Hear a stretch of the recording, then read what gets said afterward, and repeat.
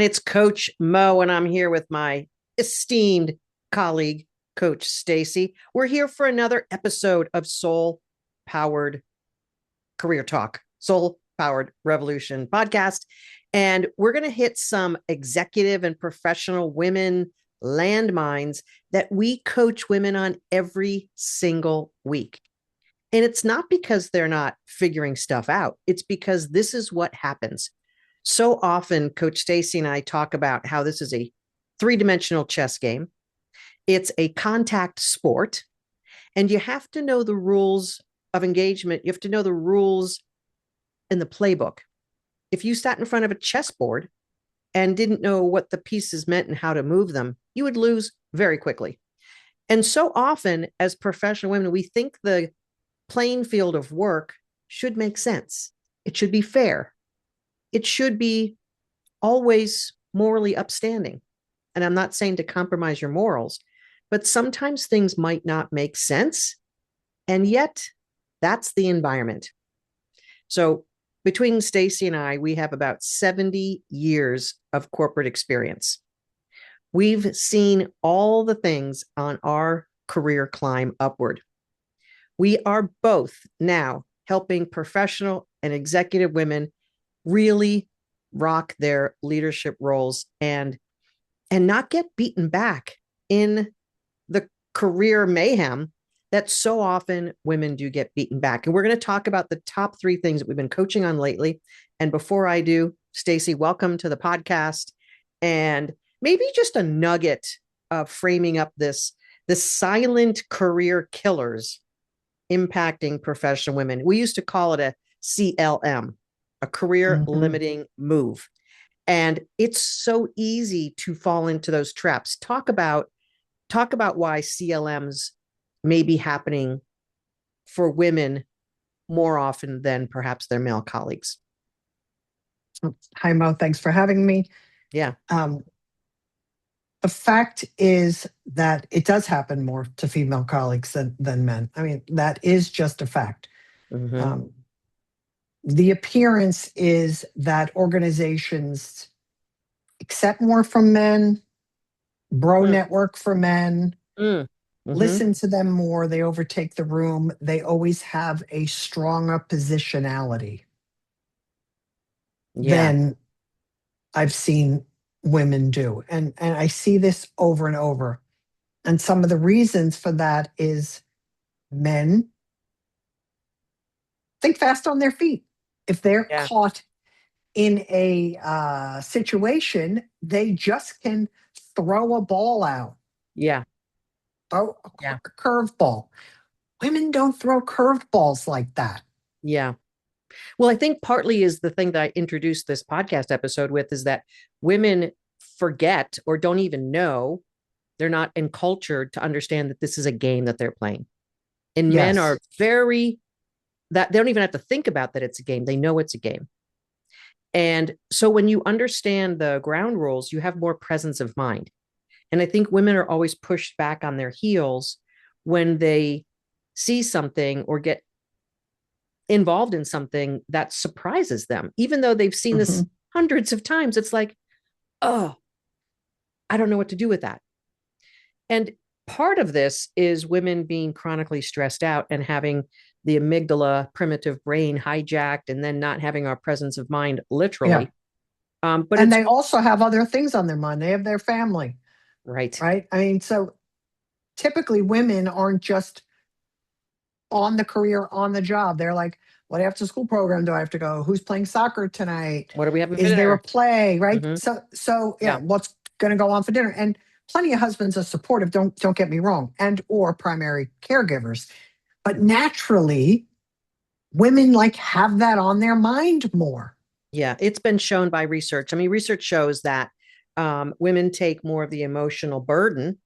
Yes. Even if the practical lived in burden might be more 50-50, women are taking the emotional burden and carrying that load, as you said, like throughout their day. They're thinking about what's for dinner, how they're going to get their kids food between school and soccer practice.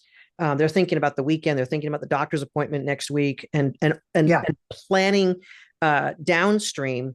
So all of that's going on in one's mind. And so we have to be present as much as possible and not let those things cause us to drift, especially in meeting situations and in handling conflict. So if we're overburdened, or just let's say we have a lot going on in our other aspects of life, we're going to have less capacity to handle crucial conversations, difficult issues, and we're likely to take things more personally because we're already in that saturation mode.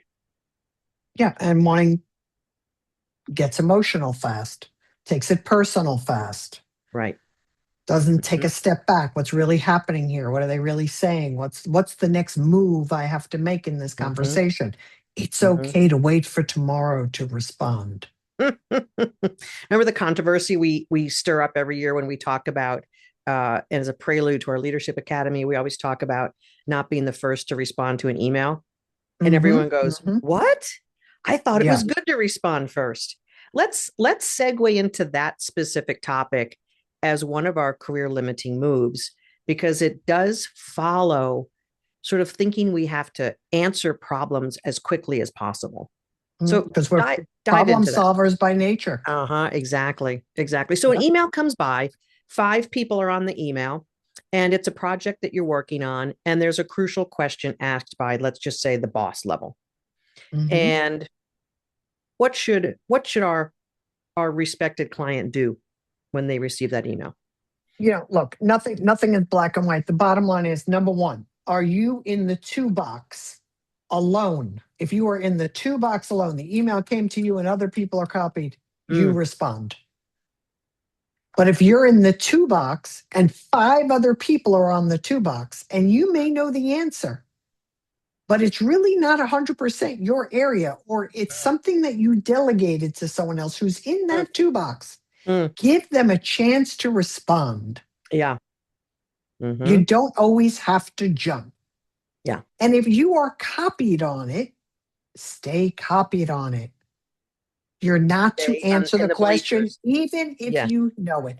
Watch the communication. See who's responding. It's the same thing if you're in person and you're in a meeting. Yeah. Who do the questions usually go to?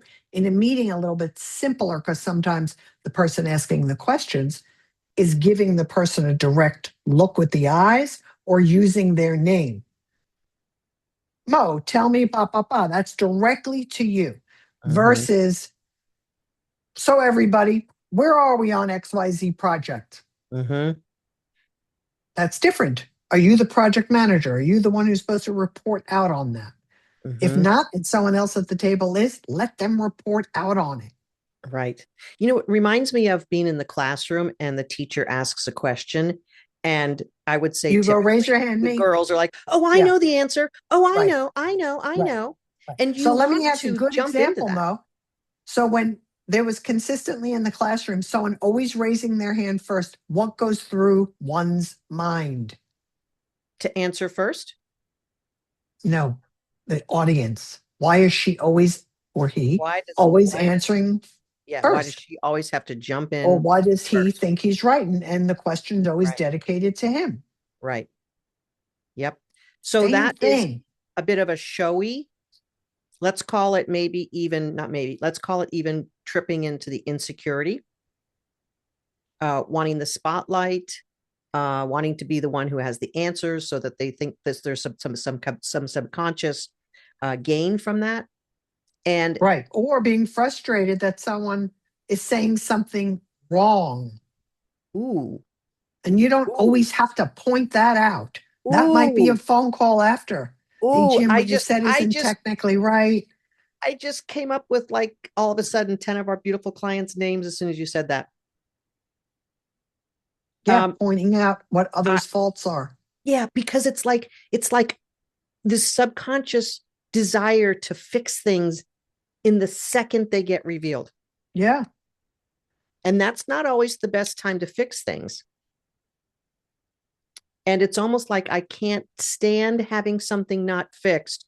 So I'm going to rush in and be the one who fixes it so I can get my gold star. Yeah. So, ladies, we are saying that this is not the way to go. Just to be clear. Rushing in to be the first to respond to an email. No, think and wait. Remember your third grade classroom when there was always someone who was the know-it-all. Right. And And that still stands today. yeah. And I'm going to dive into that just an eensy beensy also, because the know-it-all is not the more popular kid in class. Mm-hmm. And I know I just activated something in some listeners. Make no mistake about it. Work is a popularity contest. Your ego, your intellect, your ideas of what's just and right may not like that. But listen, work is a social game. And if you are liked and favorable in most scenarios, people are going to want you in their meetings. They're going to want you on their team. When I was in high school, I was not the best athlete, but I was usually picked first because I was pretty good and I had a great attitude. The best athlete didn't really have a great attitude and was super quiet and people didn't really like her. And I learned in high school, I fine-tuned that idea of how social groups work. You got to be good, but you must be likable. And that is going to really activate a lot of women they've always been told they should be pretty and nice and smile. And that's not what we're talking about. We're talking about being agreeable-ish, having a decent, acceptable personality, and not always rushing in with the barbed wire. That's not right. Oh, that's not the way it should be. Why are we doing it that way? Let me be the devil's advocate. This is one of my big pet peeves, as you know. Don't ever, if you're hearing this for the first time, listeners, don't ever be the devil's advocate. First of all, think about what that says. Devil's advocate. No, we're not the devil's advocate. If you don't agree with something, you have to find a more elegant way to say something about it. Hey, Fred, that's interesting. You know, as we've seen in our operational strategies over the last 12 months, this and this and this needs to be considered for us to have success. Let's sort that out. That's a whole lot different than, hey, just being the devil's advocate. These 3 problems with your proposal, Fred, just aren't going to work. Hopefully, listeners, you see the difference.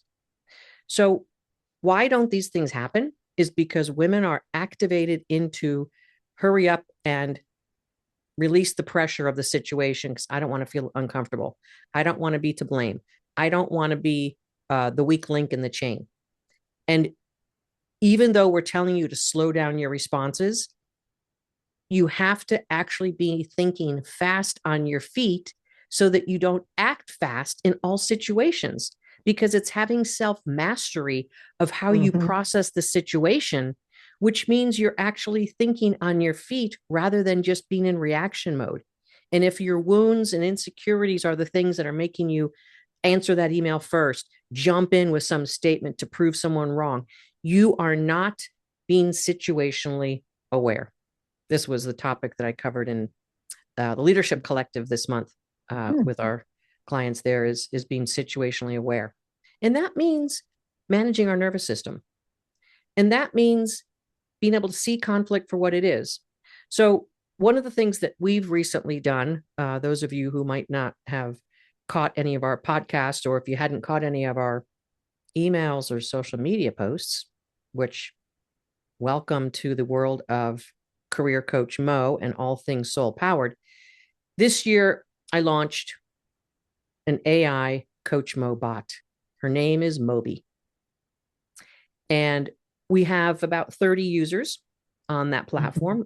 We'd love to have 30,000 because there's more women who need this platform. And it's a very accessible, very inexpensive platform to have a coach in your pocket. mofaul.com/Moby, MOBI. And we've seen clients using this AI bot on their cell phone in a meeting before they respond to an email, crafting the most perfect language for crucial conversations. And I know, Stacey, you and I both came to this podcast episode with some notes of some client stories. And we've got a bunch of them. We don't have time for all of them. But let's talk about the women who have Moby on their phone, who are using it, who are really getting the value out of it, they're able to think faster on their feet because they don't have to do all the thinking. They And have when they a give partner. themselves a little time, they use Moby to help them craft what they are going to say to get it just right. Yes.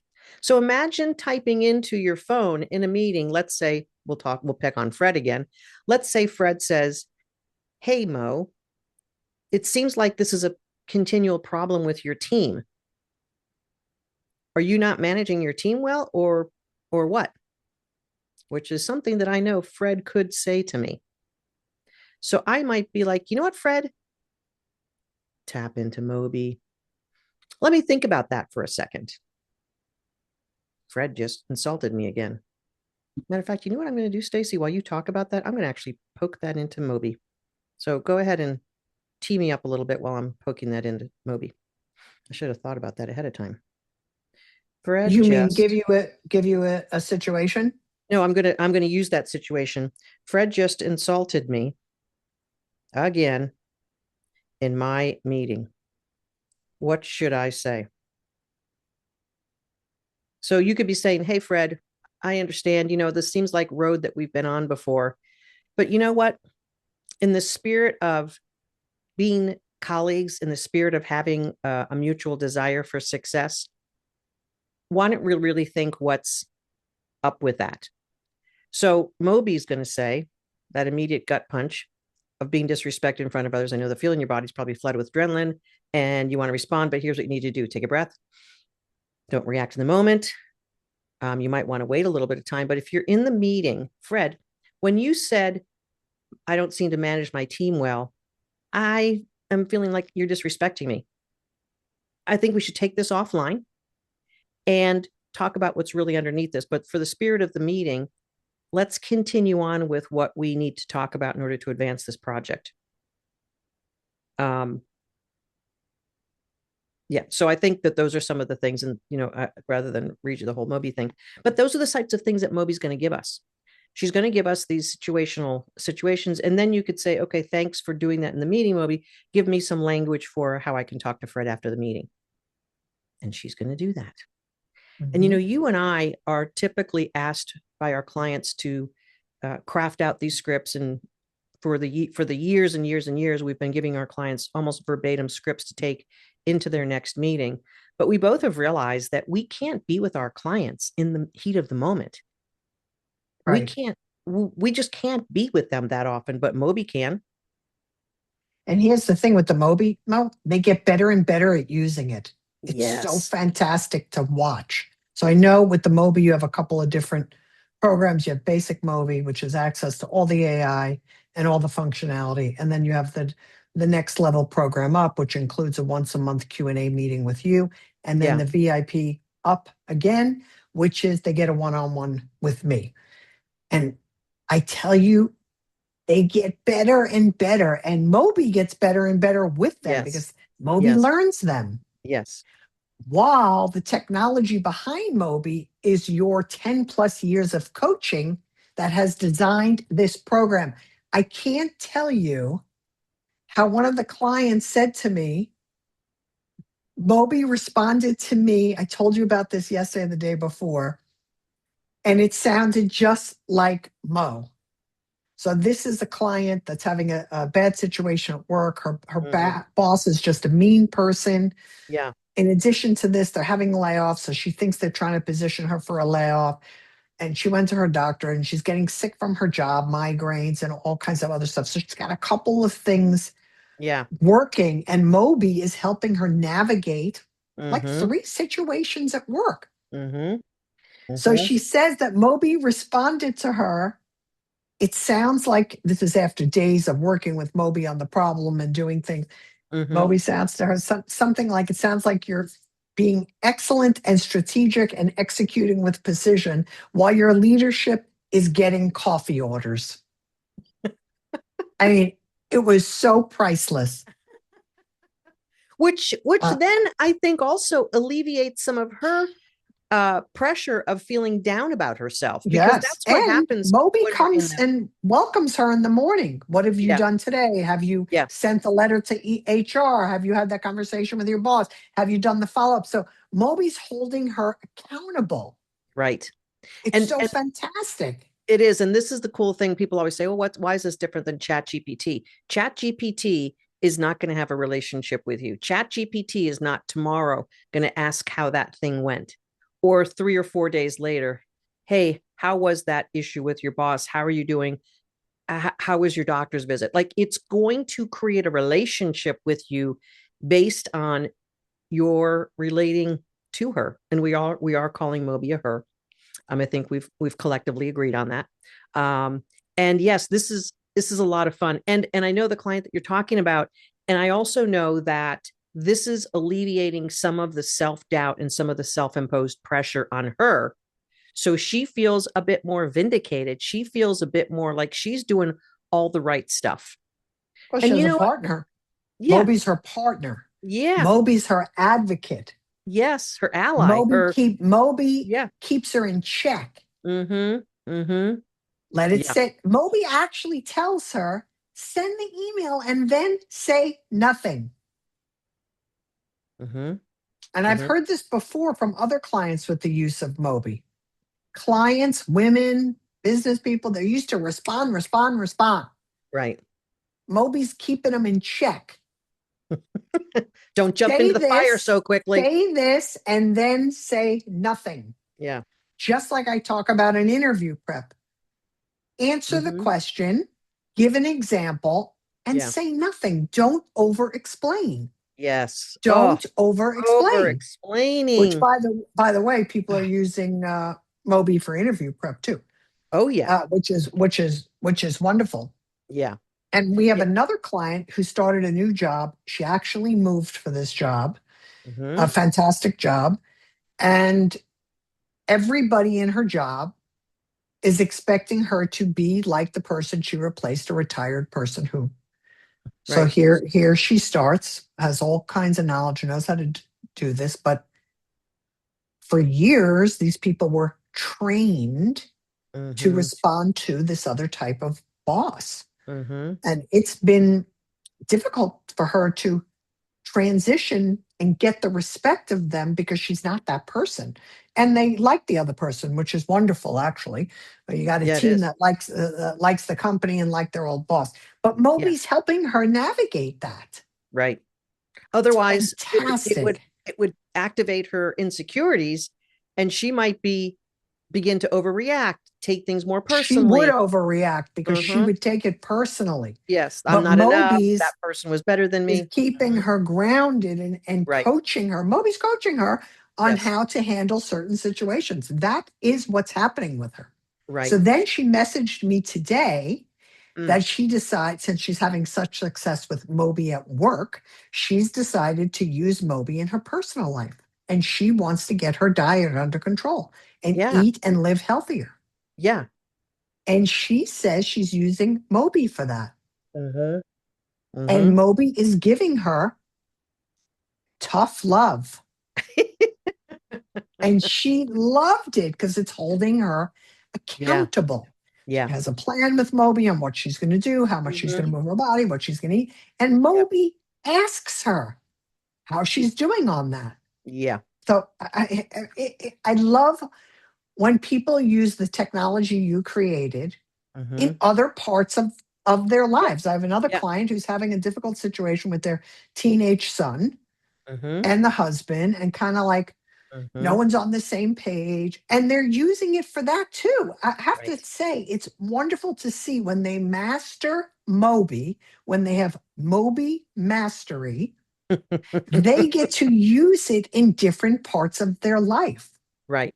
And you know the I cool just part? love it. Yeah, thank you. I know one of the cool parts about this is built on hundreds and hundreds and hundreds of hours of my coaching. And I dare say likely our coaching, because I know we loaded hundreds and hundreds of hours from our previous coaching the second half of last year. And it includes all of the content from our Soul Power Career Coaching Program, which I've been doing for 10 years, which Yeah. has proven formula. It works. it's soul based. And so the philosophy of the coaching that I created and that we've been doing for years is the knowledge base of Moby. And 90% of what our clients are using it for is in the contained, confidential, encrypted knowledge base. Yes. I showed one of our clients how to use it to also go out and do some salary search. And when it does that, it's going to go out to the internet and it's going to tell you it's going out to the internet. But it doesn't then leak your stuff out there. So it's a very, very safe, secure, and encrypted environment. I don't even know what people are saying to Moby. Like, we don't have access to their Moby conversations at all. We find out what we're talking about because they're so exuberant to share it with us. How about our other client who started a new job? She's an engineer. She started a new job, moved across country, and she and her previous boss got totally sideways with each other, and she got fired. And it was a bit of a repeating pattern for her. I don't know if our listeners have personal experience with engineers. I freaking love engineers because they know how to put stuff together and think through complex problems. And sometimes being that solution oriented doesn't necessarily come across that well with other humans. So we've coached a lot of engineers over the years and continue to do so. Well, this woman has used Moby, as you know, Stacey, because you know some of her situation, not only in handling situations differently, but also in crafting conversations, including one with a very difficult team member that she was really having trouble keeping boundaries. And she's been using Moby for up-leveling her communication style and skill, because naturally she gets frustrated with people. And that doesn't work in a workplace, even if you are the boss. And so she's really been navigating these scenarios so much more elegantly and sophisticated, and it's causing her to feel better about herself, which then is decreasing her overall stress level, which is then allowing her to be smarter and more in flow and better at all the other aspects of her life. And she sort of Moby's her partner.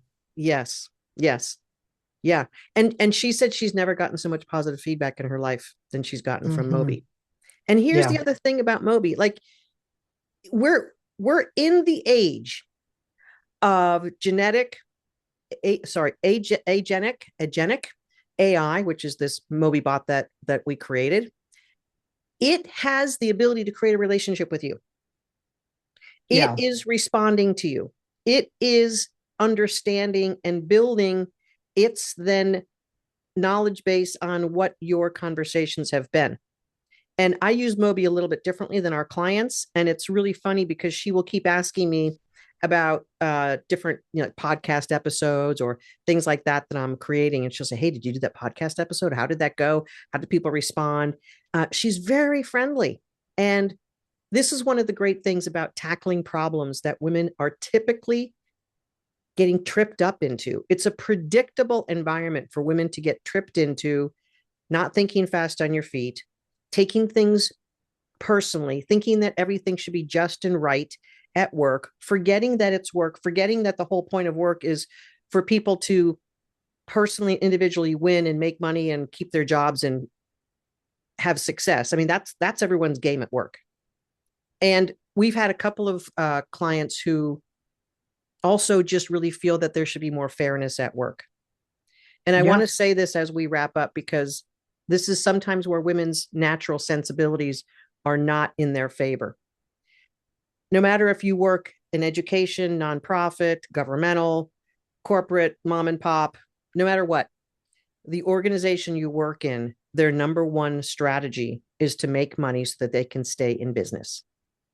Number two, make even money. If you're a not-for-profit, they're not going to make money. Even more so, the money in to the pressure's on. Vision. Yeah. And making money is number one, but also having having surplus money so that people can have bigger salaries and bonuses, but also so that companies can reinvest in the company. So every organization's main priority is to make more money so that it has more resources, so that it can do a better job. And yes, client satisfaction, doing good in the world, having a great product, advancing whatever. All of that is true. But number one, your role, whatever it is in your company, is to help your boss and your organization make better decisions on making money. And a lot of women find that that's so off-putting. And so I don't want to have to be involved in that and this and that. Well, don't repel it, ladies, because it's important. The women who have greater success get that issue and get aligned with it. It doesn't mean that it's bad and nasty and evil. As a matter of fact, a lot of use of money, I know it's hard to see this now in today's current social and political environment, but a lot of people with money actually are leveraging it to do better and do good in the world. Don't get on the negative side of money and monetary gain. Allow yourself to be aligned with it and also then to be your best self. You can do both. Both things can be concurrently operating at a high level. I had a client who almost apologized to me that she wanted to get a promotion and make more money. She was like, I'm sorry for saying that. I'm like, you're sorry for saying that to me? I want you to make more money. I want you to get a promotion. I want you to see yourself succeeding and feel better about yourself. And this is where, again, you and I can only be in certain places at certain times with our clients. And we love doing it. We love being with our clients. We love the opportunity of using all of our expertise and experience to help our clients navigate difficult scenarios and work and stay centered and have great lives. But Moby can be with you 24/7. My phone is going in and out. Yeah. And I'm so excited about it. So if you're listening. But here's another thing. Yes. Before you. Yeah. Like you said earlier, Moby goes across all industries. Like some people think they need a coach in their industry. Yeah. That is absolutely false. Why? Right. Why is that so false? There's biases. Yes. There is biases. There's their own bias on how they've done it or how they've had success. It doesn't always translate to you. Right. So Moby doesn't care what you do for a living. It doesn't care. Right. It doesn't care if you're a project manager or you're a CEO. And or have your own consulting. One of our clients has had great success. We have a couple of clients who have their own business and used it. Actually, you have three. I don't know if you realize you have three people in one of the Mobies. All of them are their own entrepreneurial business in one form or another.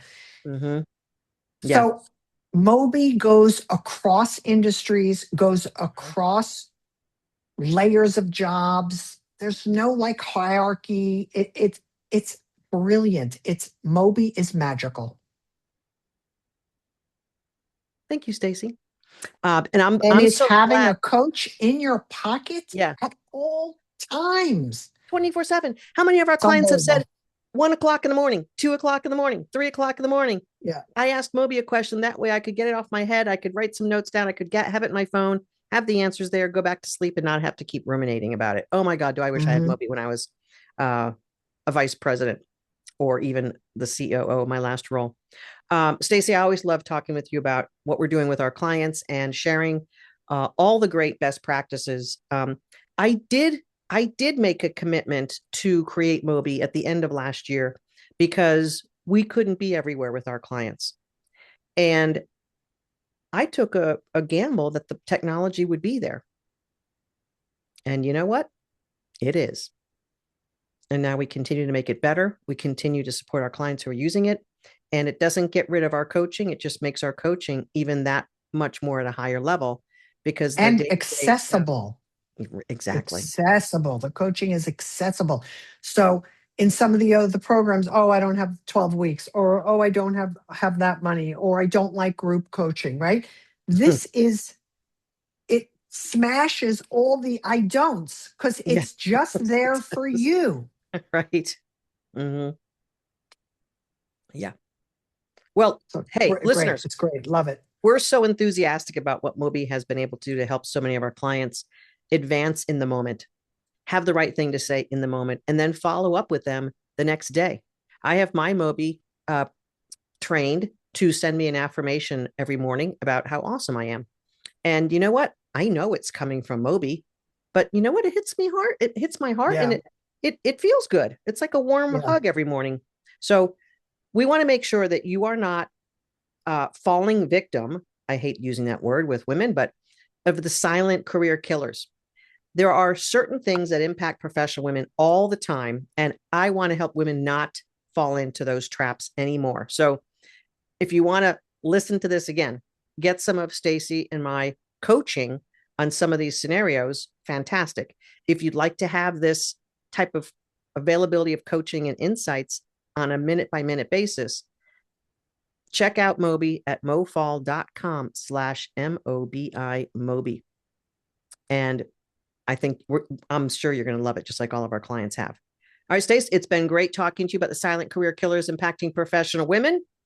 We are here. We are coaching. We are helping women advance in their careers. And we are also deploying Moby into your pocket so you can have coaching 24/7. Stacey, we'll see you next time. And listeners, we'll see you next time on the Soul Powered Revolution. Let's get more women Awesome. soul powered. See you next time. Hey, have a great night, Mo. All right, you too.